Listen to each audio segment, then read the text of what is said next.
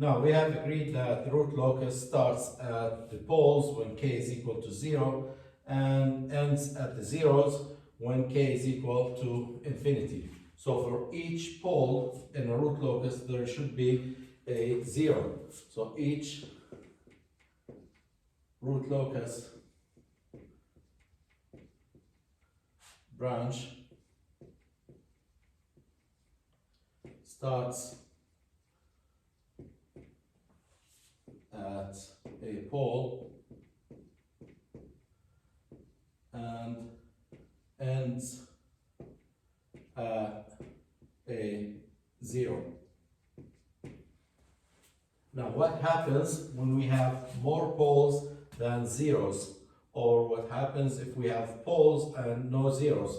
We have to locate these zeros, and we've seen in the previous example that the zeros will turn out to be at infinity somewhere. But now, where at infinity? Infinity is all around us. Infinity is distributed 360 degrees around the real imaginary axis. So I need to know where in the infinity the roots are, or the zeros are. The zeros could be in this direction, infinity in this direction, or at this infinity, or this infinity. Which one? Where is the zero? In which direction and at which infinity? So we have to locate those zeros. So what I'm going to do here is I'm going to assume that I have a system with more poles than zeros, and let me look at the system from far away so that the poles and zeros look closer to each other. For example, if we have a system with let's say 3 poles, or let's make them 4, and a 0, I'm drawing them very close to each other so that I'm looking at the poles and zeros from far away. And to locate where the zeros are, the missing zeros, here we have 4 poles and 1 0. So we have 3 missing zeros. To determine that, I'm going to use the same procedure. I'm going to place a test point somewhere far away near infinity. Okay. This is the test point S, and it's far enough from the poles and zeros, and I'm going to apply the angle criteria. The angle criteria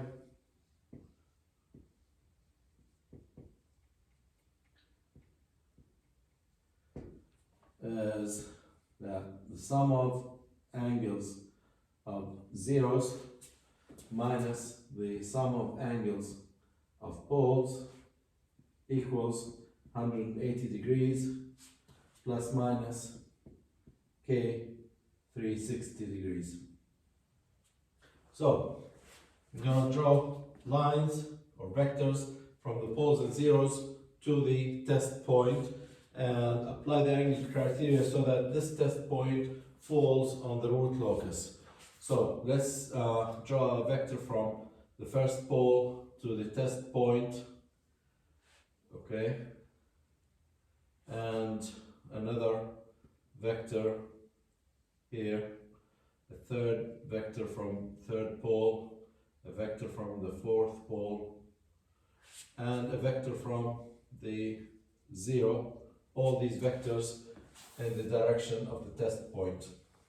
Now, notice that the angles of these vectors are almost equal, and if I place the test point far enough near infinity, these lines are going to be parallel. They're going to be the same line. If we zoom out, what we will see, just one line, and they will all have the same angle. Let's call it phi. Okay, so now in this case we have 4 poles and 1, 0. So for we have 1, 0, that is the sum of angles of zeros, that would be phi minus, we have 4 poles, so we will add phi 4 times. That should be 180 degrees plus minus 360 degrees. So basically the angle here is going to be 4 phi, and that's because we have 4 poles. So if we have more zeros, we will have more angles phi. So in general, the angle of the zeros is going to be m times phi for m number of zeros minus for n number of poles n, and they also have the same angle phi, that's equal to 180 degrees plus minus k 360. So if I want to find the angle phi, phi is basically now equals 180 degrees plus minus k 360 divided by m minus n. Now, generally, the number of poles either equals the number of zeros or higher. We have less zeros than poles. So m minus n is going to be a negative value. So I don't want to have a negative value here. So I'm going to switch n and m. Phi equals n minus m, number of poles,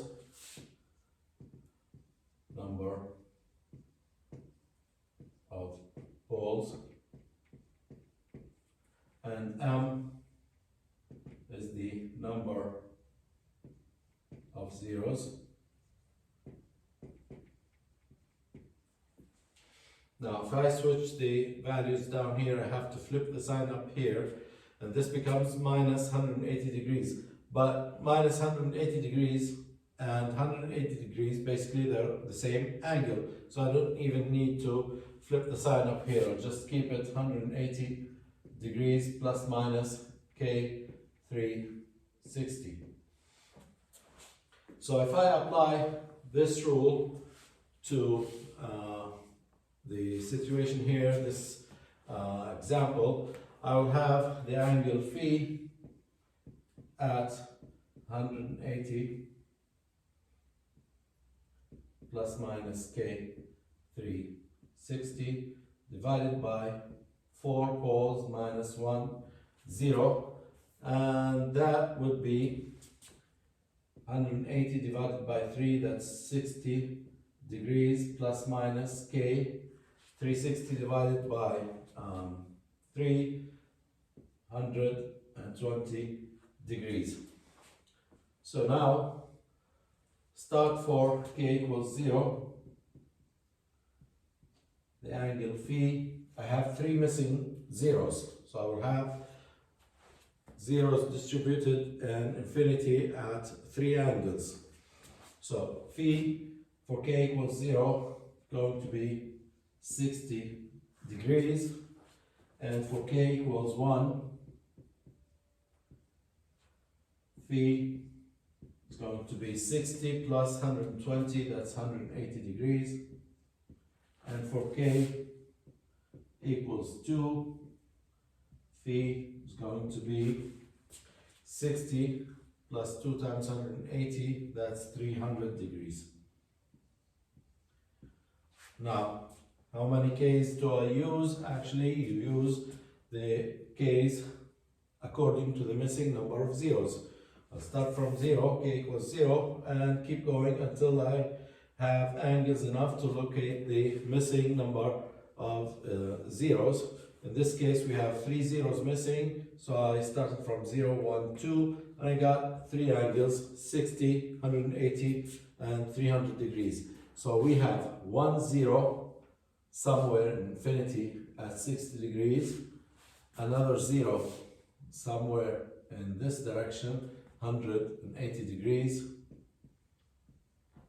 at that infinity, and another 0 at 300 degrees.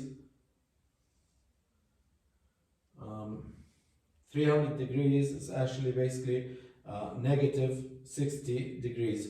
So at 60 degrees down here, we have another 0 at this infinity. So we have 3 infinities and 3 zeros at those 3 infinities. So now I've located the directions at which I should be expecting to have a 0 for the poles of the system. Now, the next step is, if I know that the 0 is at 60 degrees in infinity, should I start from this point and go to 60, or start here and go to 60? There's several possibilities, infinite number of possibilities to start from and go towards infinity at 60 degrees. So where do I start from to locate that 0? We're gonna need another value to determine the location of these lines. Now these lines are called asymptotes.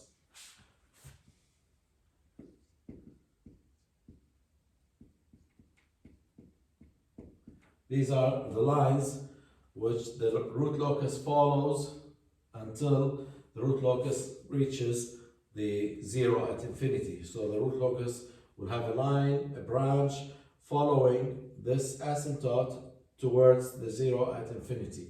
But I have to draw this line somewhere. I have to determine the starting point from which I will draw this line. To draw the asymptotes towards the missing zeros, I'm gonna need rule number 4, which is about the center of asymptotes.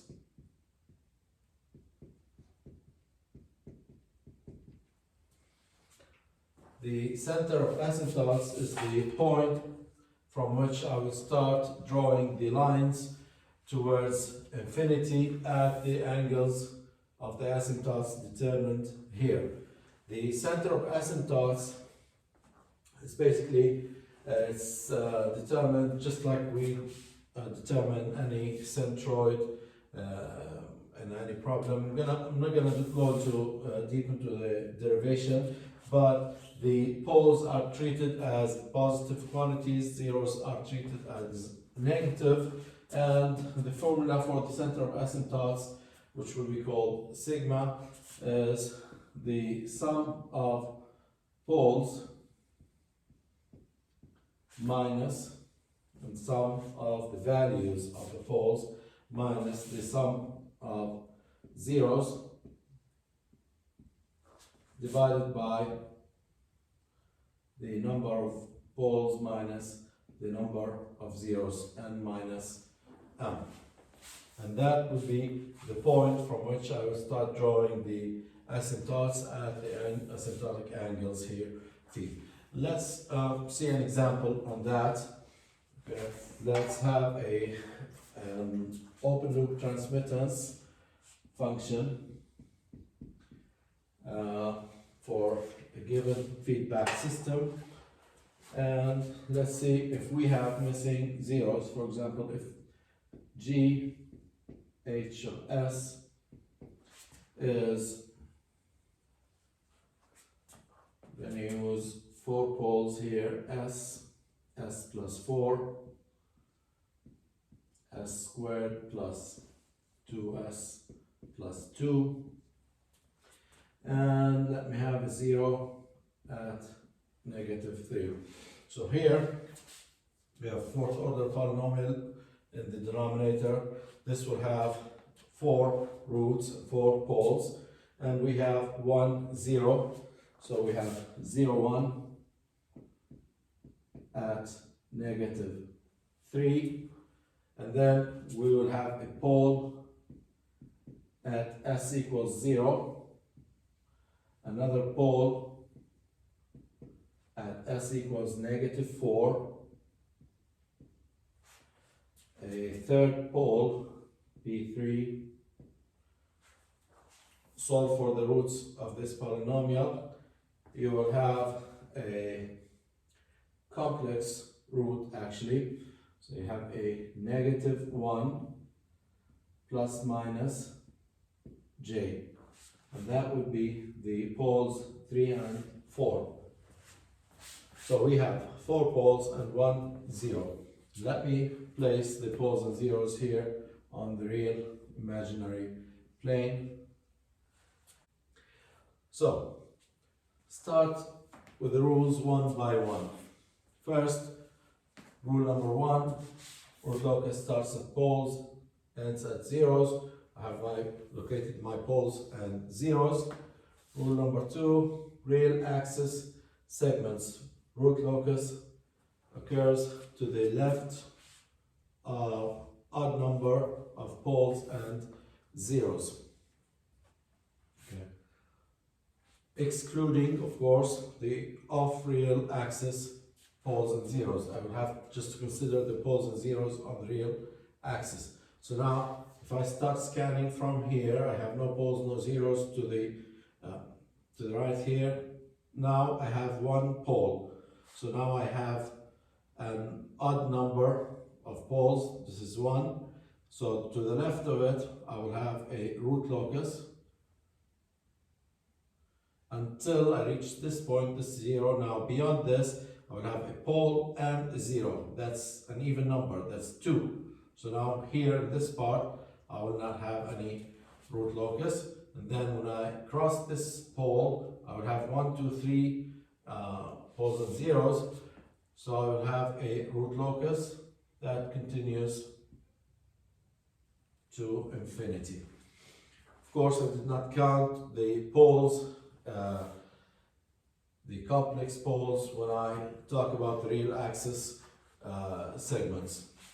Now, here I have 4 poles, 1 0, so I have 3 missing zeros.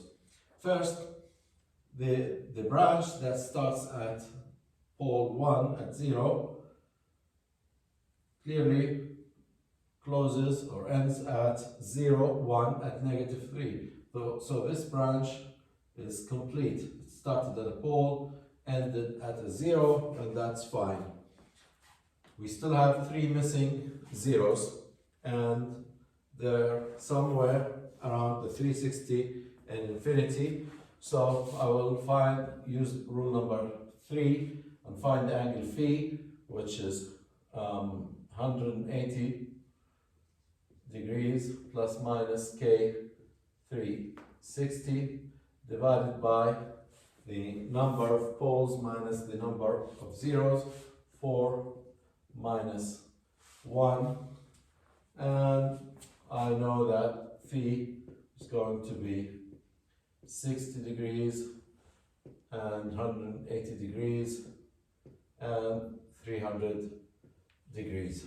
So I'll have 1 0 in the 60 direction, the other 0, the next 0 at 180 degrees. And this is very obvious because this pole, the root locus, will continue towards infinity, and basically it's going towards the 0 at negative or at 180 degrees.